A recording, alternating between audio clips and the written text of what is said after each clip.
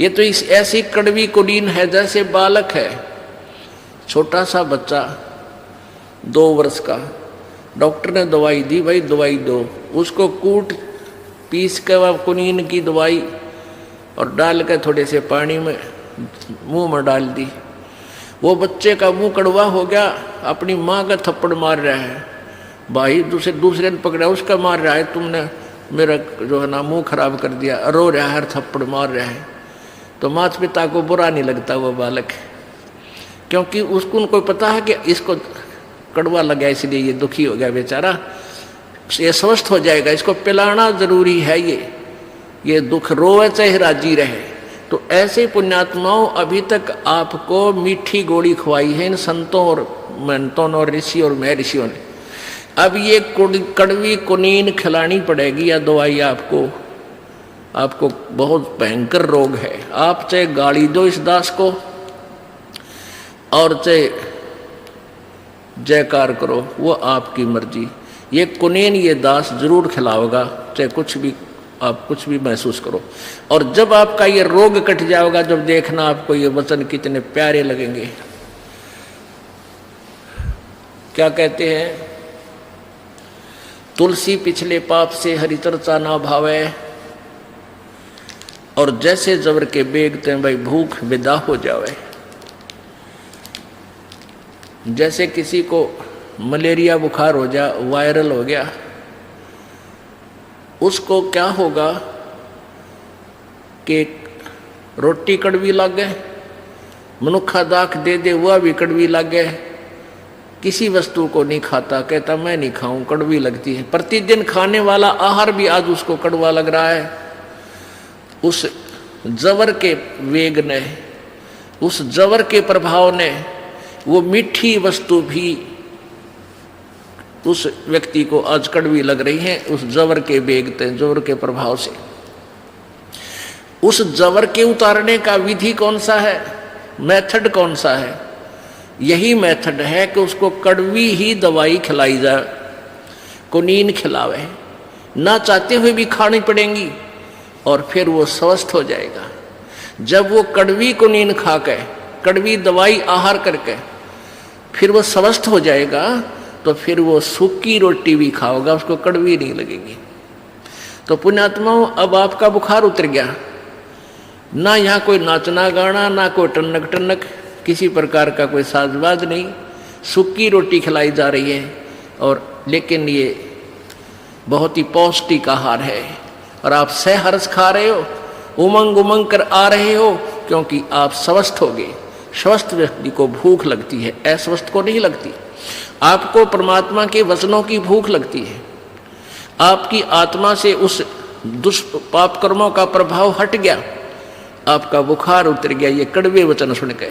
तो ये कड़वे वचन ही आपको कुनीन का काम करके आपके अंतःकरण में निर्मलता लाएंगे और फिर आपको ये वचन अमृत तुल्य लगेंगे, जो आज कड़वे लगेंगे, जो पहली बार सुन रहा था।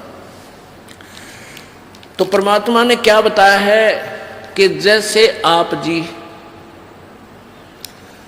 आम का पौधा लगाना चाहते हो, नर्सरी से पौधा लाए, उसको प्रॉपर, उसके बीजने का प्रॉपर तरीका कैसा है कि जड़ को, मूल को गड्ढा खोद के मिट्टी में जड़ को दबाएंगे, फिर जड़ की सिंचाई करेंगे, पूजा करेंगे, जल डालेंगे, खाद डालेंगे, फिर वो पौधा धीरे धीरे पेड़ बन जाएगा।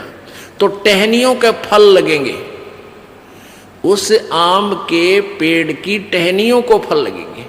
तो जैसे अक्षर पुरुष एक पेड़ है, निरंजन वा की डार और तीनों देवा शाखा है ये पात्र संसार। अब जड़ की पूजा करने से, मूल मालिक पूर्ण परमात्मा को इष्ट मानकर भक्ति करने से आपके शुभ संस्कार बनेंगे, आपकी भक्ति रूपी पौधा बड़ा होगा। और आम का पौधा यानी भक्ति रूपी पौधा जब बड़ा होगा, आपके शुभ संस्कार बनकर ब्रह्मा विष्णु महेश के पास जाएंगे। ये तीनों देवता फिर आपको बिना मांगे आपका संस्कार घर बैठे देकर जाओगे। अब परमात्मा यही बताना चाहते कि तुम इस अध्यात्म ज्ञान से परिचित नहीं हो, इसलिए लड़ पड़ते हो। अब क्या बताते हैं परमात्मा, ये देखिएगा, एक भक्ति रूपी पौधा आम का कैसे बीजना चाहिए।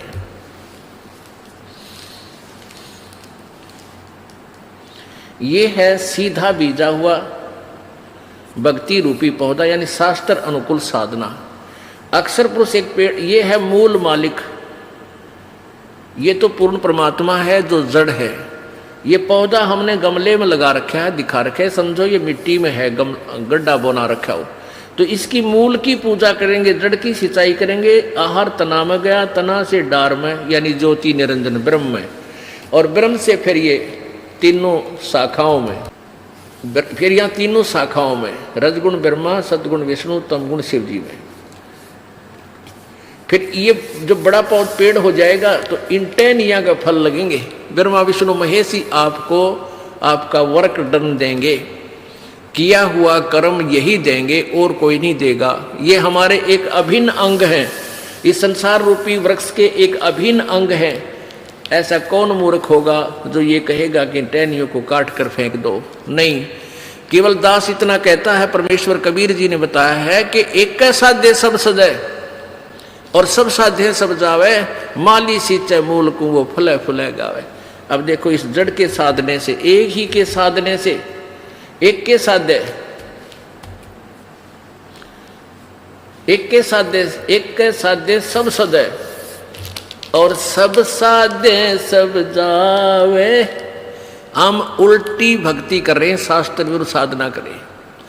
हमने क्या किया है, ब्रह्मा विष्णु महेश की पूजा शुरू कर दी इष्ट मान के, यानी उस पौधे को हमने टहनियों की तरफ से जमीन में गाड़ कर पानी डालने लगे, सिंचाई करने लगे। ये रॉन्ग प्रोसीजर है, ये प्रॉपर वे नहीं है। तो परमात्मा ने ये बताया है कि एक के साध्य, ये सब सद है और सब साध्य सब जावे। भक्ति रूपी पौधा आपका नष्ट हो जाएगा। गीता जी अध्याय नंबर 16 के श्लोक नंबर 23 में कहा कि शास्त्र विधि को त्याग कर जो मनमाना आचरण करते हैं, मनमानी पूजा करते हैं, साधनाएं करते हैं, उनको न तो कोई सुख होता है, न उनकी कोई सिद्धि प्राप्त होती है और न ही उनकी गति होती है। यूजलेस, व्यर्थ। और यही परमात्मा बता रहे हैं कि एक के साध्य सब सद है, एक के साध्य सब सद है और सब साध्य सब जावे। माली सींचे मूल को फले फुले गाए।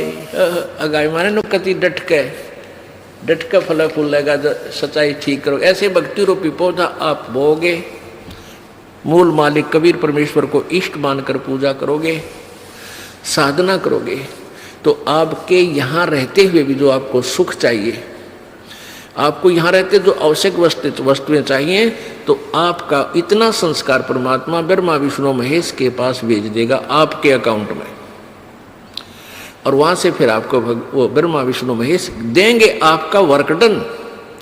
अपनी तरफ से कुछ नहीं देंगे वो, आपने शास्त्रानुकूल साधना की तो आपका पुण्य बना, पुण्य के प्रतिफल में वो आपको यहाँ की सुख सुविधा प्रदान करेंगे, क्योंकि यहाँ के वे तीनों इंचार्ज हैं, इनको अलग नहीं कर सकते।